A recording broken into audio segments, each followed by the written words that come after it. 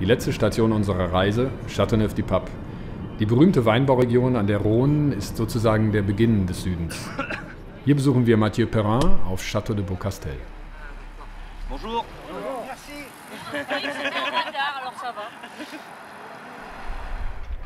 Das berühmte Weingut geht zurück auf einen der ganz großen Könige Frankreichs.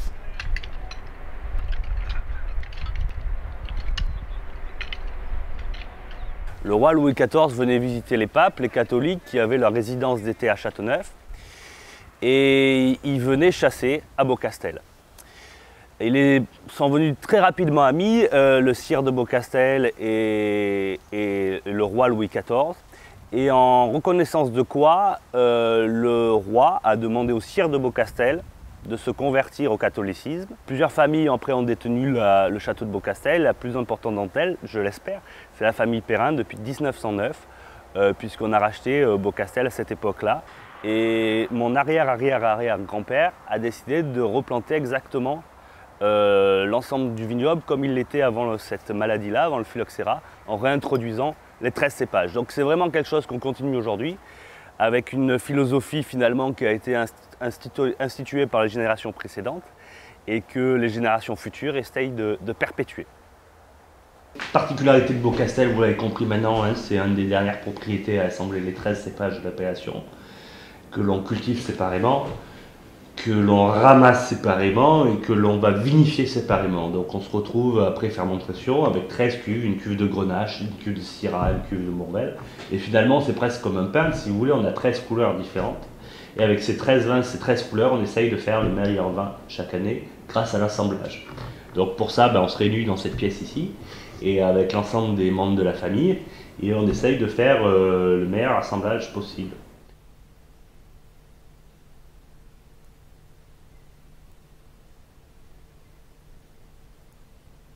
Puis systématiquement, on garde environ 10% de la production en bouteille chez nous, pour une simple et bonne raison, c'est qu'avant d'être vigneron, on est paysan, et comme tous les paysans, on peut perdre l'ensemble de notre production si le temps n'est pas clément avec nous. Comme en 2002 par exemple, on a ramassé les vins blancs qui étaient magnifiques, on les a vinifiés, on a commencé à ramasser les vins rouges, on les a également vinifiés.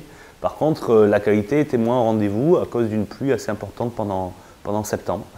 Et donc on a décidé de ne pas produire de Beaucastel 2002. Et le fait d'avoir une politique de stockage ici importante sur des 99, sur des 2000-2001, cela nous a permis effectivement de pouvoir offrir quelque chose à nos meilleurs clients en ressortant des vieux millésimes. Donc le fait de garder 10% de l'ensemble de la production ici, c'est un peu notre assurance contre le mauvais temps. Et puis c'est aussi une opportunité pour nous de montrer tout le potentiel de Beaucastel sur des vieux millésimes comme 2006, 2004, 98, 2001, 89 ou même des millésimes plus vieux qui montrent tout le potentiel du Mourvèdre ici à Châteauneuf-du-Pape. Allez, on continue donc avec le Châteauneuf-du-Pape Beaucastel 2012, qui est donc le Châteauneuf-du-Pape blanc que l'on produit ici. Alors à Beaucastel, on a toujours fait je pense, de grands vins rouges, mais aussi de grands vins blancs, parce qu'on est la propriété donc le plus au nord, encore une fois, de l'appellation. Donc on a peut-être les terroirs les plus frais, hein. On a beaucoup de Mistral, tu as vu ici, c'est extrêmement plat. Aujourd'hui on en a un peu moins parce qu'il fait beau, mais la plupart du temps il y a beaucoup de vent ici. Donc ce Mistral a la particularité de venir sécher l'ensemble de la récolte, et aussi de pouvoir ramasser cette récolte quand elle est finalement assez fraîche, les vinifier avec des raisins qui arrivent ici à peu près à 22 degrés. Et donc on ramasse ces roussanes pour faire cette cuvée qui est issue à 80% de roussanes.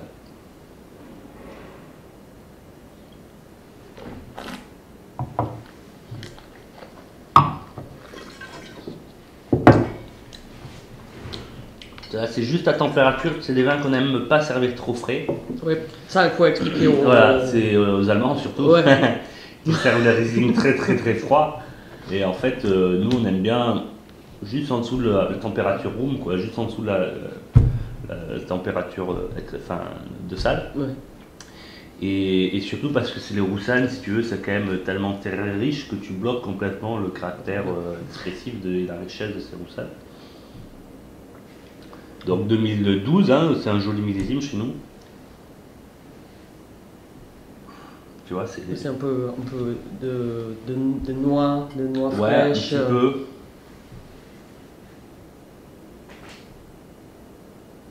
Plus ce côté miel. Ouais, tu as ce côté chèvrefeuille, Ouais. miel. Mais de toute façon, c'est un vin très jeune. Il a besoin encore du temps pour se Oui, développer. c'est un vin qu'on a mis en bouteille il y a 2-3 ans, qui est aussi un vin qui vieillit assez bien, quoi. Mais qu'il faut boire soit très jeune, c'est-à-dire dans les 5 premières années, soit très vieux, on en a parlé plusieurs fois, après 15 ans. Parce qu'entre 5 et 15 ans, le vin change un peu, la couleur change, il y a presque des notes un peu oxydées, je veux dire. Mais une fois qu'on a passé ce stade-là, c'est vraiment des très grands vins blancs de garde. Ben ça, c'est les 100% Roussanne que l'on produit. Hein. C'est la particularité de la maison, c'est de produire deux blancs. Un blanc qui est issu à 80% Roussanne et le deuxième blanc qui est issu de 100% de Roussanne, le plus âgé, qui ont presque un siècle, quoi, hein, que mon grand-père Jacques a planté, et qui font des vins complètement atypiques, qui ne sont pas basés sur l'acidité. Est-ce que tu peux nous expliquer comment ce vin, dans quel côté des arômes ce vin-là vieillissent pour avoir une idée parce que souvent nos clients peuvent acheter ce vin jeune, très jeune, et ils n'ont aucune idée comment ça se développe en fait. Alors écoute, alors en vieillissant, d'abord dans ses caractères jeunes, ce vin est vraiment sur le côté mielleux, tu l'as dit, ce côté concentré, fruits mûrs, presque un peu ce fruit mariné, je vais dire, d'une certaine façon, avec une belle salinité sur la finale. Et petit à petit, le vin va changer, on va partir presque sur des arômes, je vais dire, de fruits un peu confits. Paradoxalement, on va perdre peut-être un peu du fruit petit à petit, mais surtout on va gagner en fraîcheur. Et c'est ça surtout qui est assez étonnant, une fois qu'on a passé les 15 ans de vieillissement, et une fois qu'on a d'abord, puisqu'au bout de 5-10 ans, la couleur va changer, et après 15 ans, elle va encore changer pour s'éclaircir et devenir encore plus claire. Et donc on va avoir des couleurs qui sont beaucoup plus, presque des couleurs de vin jeune, avec du fruit qui va partir petit à petit, mais surtout une fraîcheur, un côté presque amande grillée, qui va allemande au lait, qui va venir et qui va être tout à fait surprenante pour un vin blanc de Châteauneuf-du-Pape, quoi. Donc soit très jeune, soit très vieux. Parce que là, sur la Roussanne, on est sur une belle structure, il y a la fraîcheur, mais elle est très présente, une belle structure en bouche, un côté crémeux presque. Exactement. C'est un peu c'est effectivement la typicité des Roussanne jeunes. Par exemple, le chef sur les Roussanne, il fait des noix de Saint-Jacques. Ouais. Donc juste snacké à l'huile d'olive, ça c'est super bon, avec un peu de truffe noire dessus. Ouais. C'est fantastique. Parce qu'on a un côté un peu salin, donc qui marche avec les Saint-Jacques, donc il y a un rapport entre la mer. Et il y a un côté terreux, surtout dans les 2010, dans les 2009, donc un côté un peu primaire dans ces vins blancs pourtant, qui marche aussi avec les champignons. Ouais.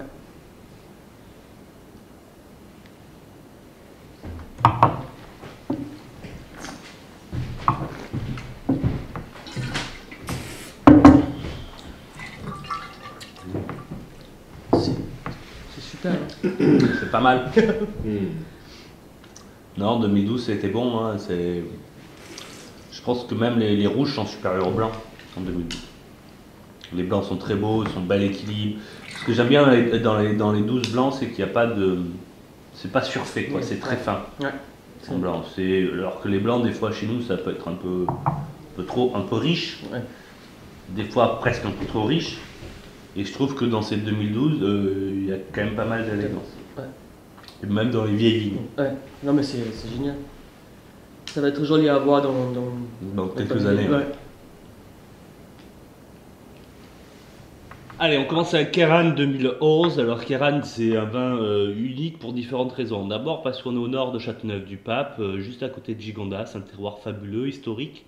Deuxièmement parce que c'est un des terroirs de la vallée du Rhône Sud, où il y a des argiles et sur lesquelles on a de très vieilles grenaches, donc qui donne un fruit dans le Kéran tout à fait particulier, un fruit mûr, un fruit presque un peu compoté, on dit friand en français, c'est très gourmand. Et c'est aujourd'hui un Côte du Rhône village, donc c'est un fantastique rapport qualité-prix. Voilà, ça va certainement être bientôt en cru aujourd'hui, au même titre que Châteauneuf-du-Pape, Gigondas. Et c'est vraiment le moment de s'intéresser à ces villages, qui est un vin à profiter aussi bien jeune, dans sa jeunesse, que dans les 2-3 prochaines années. Alors chez nous, les Clarins, les clients l'adorent parce que c'est sur le grenache et les syrah, il a un bel côté fruité au nez, il a une côté mûr, un peu de cerise, mais aussi il a des tanins souples. C'est un vin soit pour les gens qui n'aiment pas trop le vin rouge, mais qui ont envie d'un vin, mais c'est aussi pour les amateurs de vin parce qu'ils apprécient ce côté filigrane, élégant en fait dans ce vin-là. C'est très pur, effectivement. Allez, on continue avec Coudoulet de Beaucastel. Coudoulet de Beaucastel, le Côtes-du-Rhône du château de Beaucastel. On a toujours produit finalement quasiment qu'un seul Châteauneuf-du-Pape à Beaucastel. Et la particularité de Beaucastel, il a une propriété qui est divisée en deux, avec une route au milieu, qui était pendant longtemps la Nationale 7, qui aujourd'hui est la 7, avec d'un côté de la route, Château de Beaucastel, Châteauneuf-du-Pape, juste de l'autre côté de la route, puisqu'on est au nord de l'appellation, on est à la limite entre les Châteauneuf-du-Pape et les Côtes-du-Rhône. Et finalement, Coudoulet de Beaucastel est aujourd'hui la première parcelle de Côtes-du-Rhône à être aussi proche de Châteauneuf-du-Pape. Donc c'est absolument pas le deuxième vin de la maison, Coudoulet, c'est simplement un autre vin, c'est le Côtes-du-Rhône de la famille Perrin, sur la propriété Beaucastel. Alors c'est assez étonnant puisqu'on traverse l'autoroute et on arrive exactement sur le même terroir que celui de Châteauneuf-du-Pape. Sur un terroir de galets roulés, donc avec ces galets qui retiennent la chaleur pendant la journée pour la restituer pendant la nuit, avec des argiles en profondeur qui vont, à contrario, garder l'humidité et apporter la fraîcheur nécessaire dans ces vins rouges. Et donc on se retrouve avec un Côtes-du-Rhône à Beaucastel qui est un assemblage des 4 cépages majeurs de l'appellation, Grenache, Syrah, Mourvèdre et le cépage Cinsault. Voilà, c'est 4 cépages que l'on ramasse séparément, que l'on vinifie séparément et qui font de ce Côtes-du-Rhône un Côtes-du-Rhône un peu atypique, je vais dire, puisqu'il est vinifié exactement comme Beaucastel, en foudre. Et puis le fait de sa proximité avec Châteauneuf-du-Pape, ça en fait certainement un vin de garde également. Donc là, on déguste le millésime 2011, qui est évidemment plutôt sur la fraîcheur, l'élégance. On a une certaine structure malgré le millésime. Et c'est certainement un vin qui va être appréciable encore dans les 4-5 prochaines années. Alors effectivement, la particularité de Coudoulet, c'est d'être, malgré le fait que ce soit sur l'appellation Côtes-du-Rhône, c'est peut-être un des Côtes-du-Rhône qui peut vieillir comme certains Châteauneuf-du-Pape. Alors en vieillissant, on part sur des caractères complètement différents, presque un peu de sous-bois, caractère un peu cuir, voire réglisse même quand il vieillit. C'est des vins à apprécier autour d'une table, éventuellement avec une bonne viande. On a des caractères presque un peu épicés, voire orientaux, qui sont tout à fait appréciables après 5, 7 ans, voire 10 ans.